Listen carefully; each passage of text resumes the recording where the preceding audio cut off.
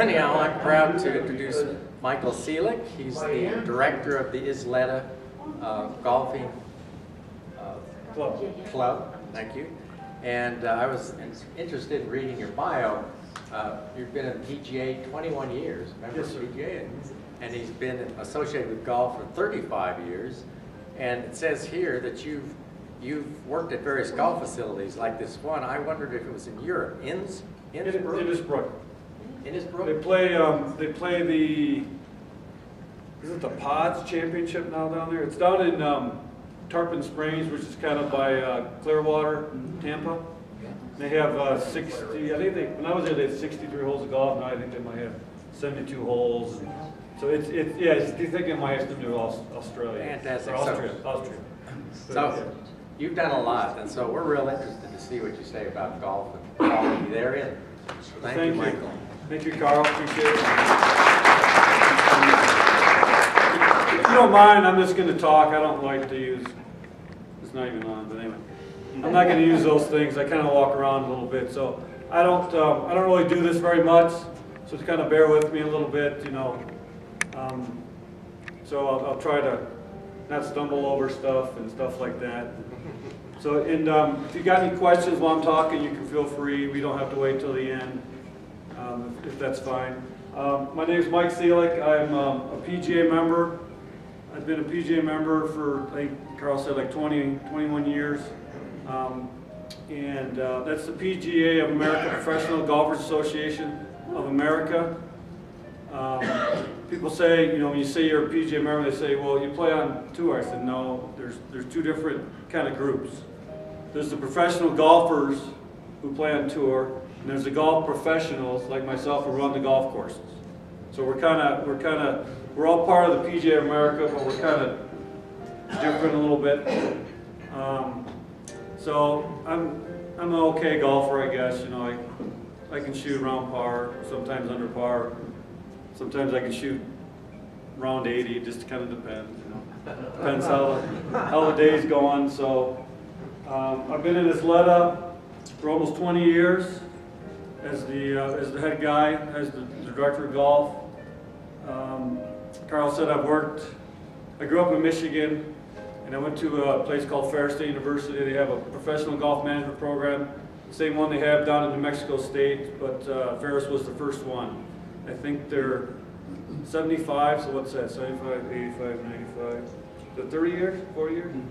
40 years, I think, 40 years. And when I got done with school, we had to do internships through school. So I went down to Florida twice. I went to Innisbrook Golf Resort just outside of Tarpon Springs. It's in Tarpon Springs, outside of Tampa. And boy, that was a guy's in the car bar. We walk in, he goes, "Welcome to golf hell." I was like, "Golf hell?" And I was like, "What do you?" It was a golf factory. They had people coming from all over the country. They'd have people come in. They'd play like 18 holes in the morning. They'd play 18 holes in a round. You got to take their clubs from one course, and it could be a mile to the other course. You had to get them, and once they got on property, they never touched their clubs, which was kind of so. That was a great experience to see how a real golf resort kind of runs, like, you know, Walt Disney World, Pebble Beach. You know, that's kind of a resort there. You know, the places out in Hawaii and stuff like that. So that was real interesting. And then I worked at a TPC course a year later. And then when I got done with school, I came out to Arizona. And I came out to Arizona, and I was like, "Man, this is nice. There's sun. It's warm." I said, "Oh, maybe I'll stay out here." So I've been away from Michigan for 92. So what's that? Almost 25 years. 25, 26 years. So I do go back every, once in a while to see my family and stuff. And then I came over from Arizona. I came over to Mexico 4 years. Spent 4 years there. Come over for the Isleta job, and I've been here ever since. So that's kind of my background. Let's see what else. As far as the golf course, how many?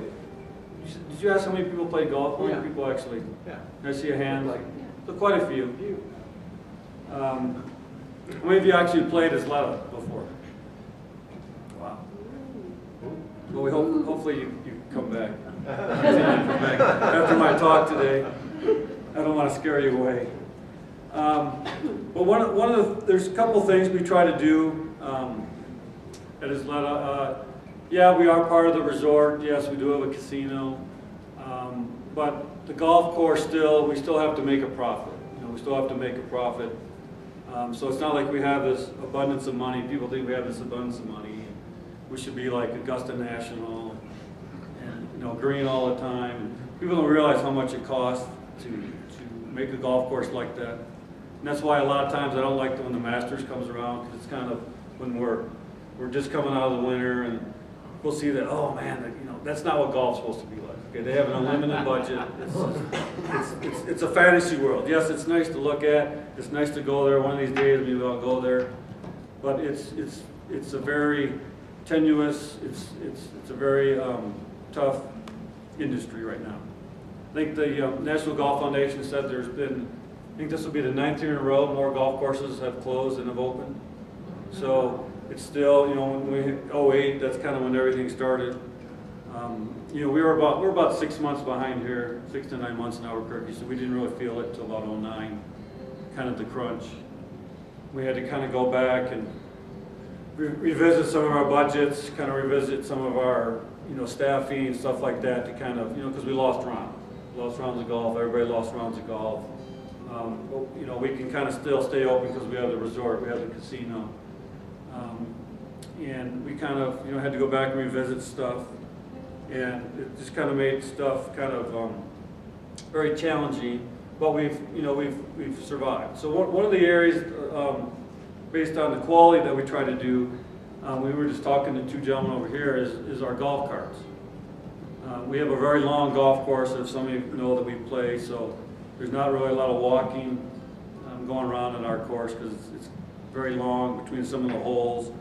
But as far as our golf carts, we try to have some of the best looking golf carts around, and I kind of hear that from some of the vendors that come, like especially the vendor we got our golf carts from. They say we have one of the best fleets, and the reason we do that is when you guys go, everybody's running a rental car, right? But when you get in a rental car, it's nice and pretty clean, and usually they wash it. You know, there's still spots on the windows sometimes because the water doesn't come out. But they make sure everything's clean. Well, that's what we kind of do in the golf, at our golf course. We try to make sure the carts are as clean as they can be. You know, we wash them every night. We don't use a hose. We actually have a power. Well, actually, we're kind of using a hose right now because our power washer broke. But we have a nice power washer. We kind of wash off the carts. We get towels. We dry them off. Then we put teas in them and we put bottled water. So we try to have that quality that the other courses don't have, because you know even though we are in New Mexico, we are kind of considered a resort course. Now we're not a resort course like Innisbrook or Walt Disney World. We're not that kind of resort, but we are kind of a resort here in New Mexico. So you know, we try to have the best golf carts around. We do actually trade them out. We try to do 4 years, but usually the way the golf course is very hilly, it's very long, so we do have electric carts because we do that for the environment, and it's a lot quieter and nicer. But you're not driving around, you know, nobody wants to kind of hear that when they're golfing. So we do have electric golf carts, and the batteries just don't last 4 years, so we kind of, anywhere sometime in that 3-year range, and that's kind of where we will be in May. We'll kind of be in that 3-year range, so hopefully the solstice guys, your carts, when you come out again, they won't die on you. Because you guys do play a lot of golf. So that's kind of the one area that we really focus hard on. The next area is kind of the range. And I know some of you have hit balls at other golf courses, and you go get a bucket and you're looking at the balls, you're just kind of like, where do you get these from? Were they playing on these with concrete, or they're really dungy, they're dirty, they're just old. What we try to do is we try to rotate our range ball fleet every year. We try to buy new range balls every year. That way they have quality balls when you're hitting. That way when you hit a ball, it just you don't hear the ball flies off over there. It goes out 50 yards and hits the ground, you know. So we try to do that. Try to have nice range balls. And actually, some of the range balls we do get used. We actually sell them to other golf courses that maybe don't have